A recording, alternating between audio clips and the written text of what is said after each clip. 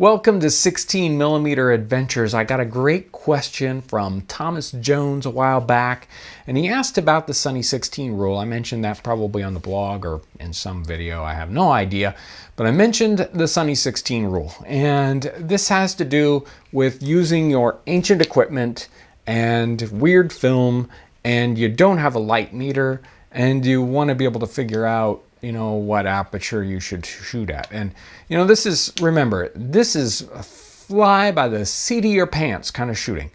But the Sunny 16 rule in photography is very simple. You shoot at f16 with if your shutter speed is the reciprocal of your film speed. So let's use the easiest example possible. Let's say you're shooting ASA 100 film, and you set the shutter speed to 1/100th, and that means that if it's sunny out, you shoot f16. It's easy. You don't need a light meter. You can use the most primitive camera that just has an aperture setting and a shutter speed, and you can figure out what your aperture should be. Close. Might not be perfect, but the latitude of the film lets you get away with a lot. So even if you're off by a step or two, it's no big deal.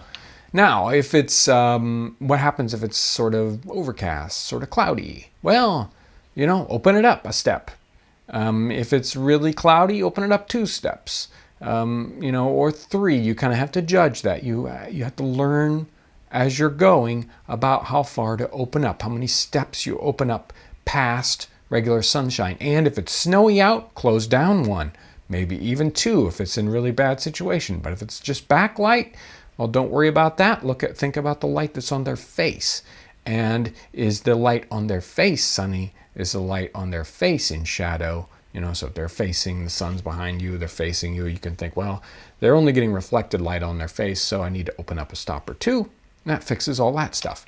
Now, how does it relate to your camera like this, your ancient camera, or even your Bolex, when you can't adjust the shutter speed?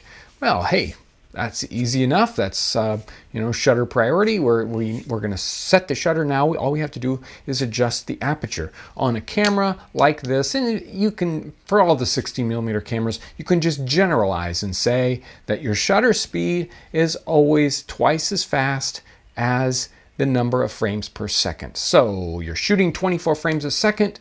Your camera is probably doing something close to 1/48th. So that means we know what the shutter speed is. It all depends on what our frames per second. So 24, you're shooting a 48th.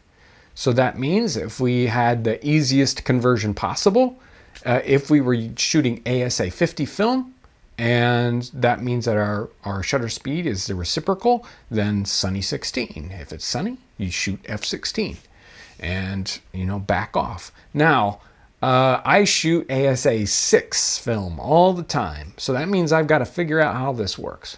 Now, okay, how many steps open do I need? Well, how many steps down or am I off on my shutter speed? So my film is slower, so I have to say I need to open up. If I was shooting, okay, so we start with ASA 50. If I shoot with ASA 25, I need to open up 1 step. If I shoot with the ASA 12.5, I need to open up 2 steps. If I'm shooting with ASA 6, open up 3 steps. So that tells me I can't shoot f16. I need to go f11, f8, f5.6. So if it's sunny, I'm shooting f5.6 if I'm shooting 24 frames a second, and if I'm shooting with ASA 6 film. That's how I do the Sunny 16 rule with a camera like this. And you can do those adjustments the other direction. It's like, okay, I am shooting with ASA 100 film. Oh, well, I got to close it down a step. Or I got to figure out how to close that shutter up so that it only opens up 90% of the time. My camera probably won't do that. So, you've got to put an ND filter on it or shoot with slower speed film.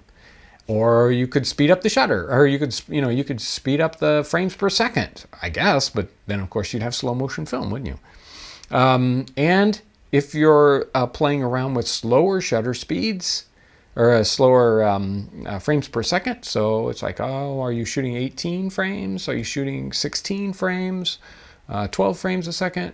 You have to adjust that. So you have to take your frames per second into account. So you're going down to 16 frames a second. You're gonna have to back off, start with ASA 16, and do your work backwards from that. So that's the quick answer. It's kind of hard to explain. You're just going to have to experiment with that.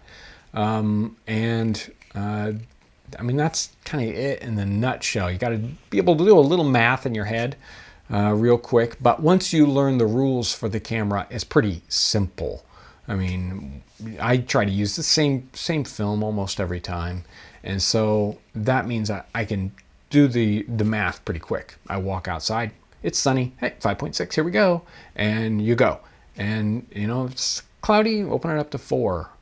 Maybe my lens only opens up to 3.5. So I know that if it's very cloudy out, I'm not going to get very good footage, or I have to push my film to an ASA 6 by processing a little bit differently. So there's a quick, hopefully, tutorial that'll get you into using the Sunny 16 rule where it probably wasn't meant to be. I don't think most people were thinking, hey, I don't want to use my Sunny 16 rule for figuring out my aperture on my ancient camera.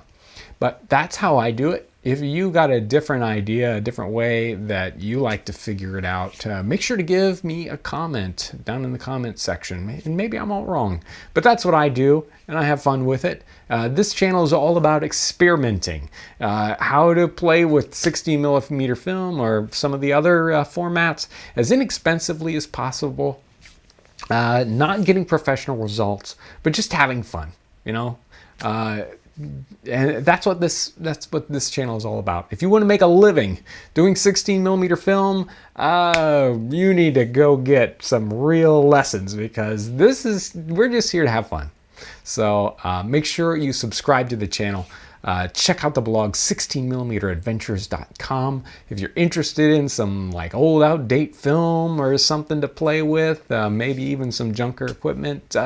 Check out my eBay page. I'll put a link down in the comment section.